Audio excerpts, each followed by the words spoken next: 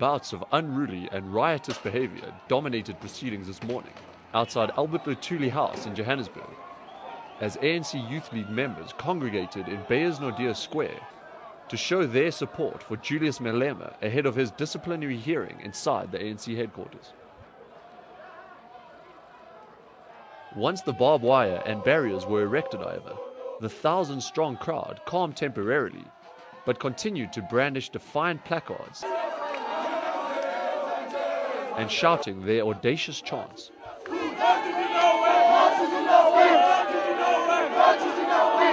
The bulk of these were demanding the ANC leadership keep their hands off Julius Malema, or, as they claimed, face the consequences of the people.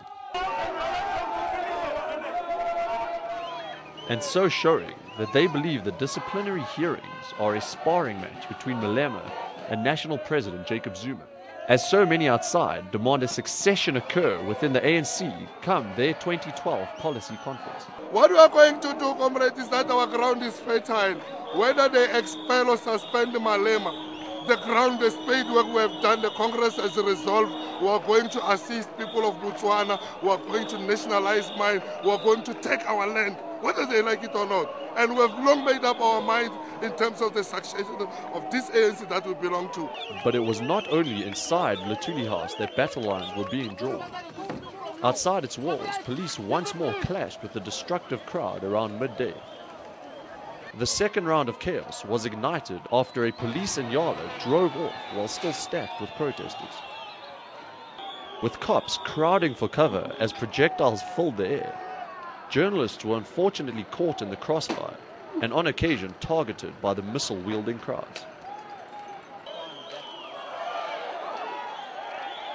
Eventually, however, the disorder calmed as Malema stepped out of the headquarters to address the massive crowds. Appearing calm and unfazed, Malema stated that the crowd should show restraint.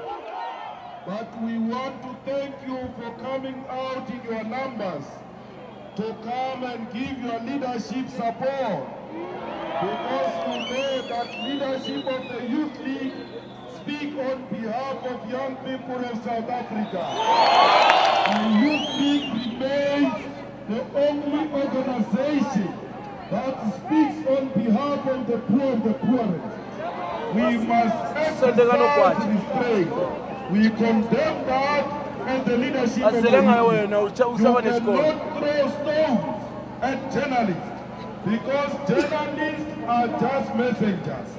Following the destructive nature of protests today, it has been announced that the venue for the hearings will be moved to an undisclosed venue as of tomorrow.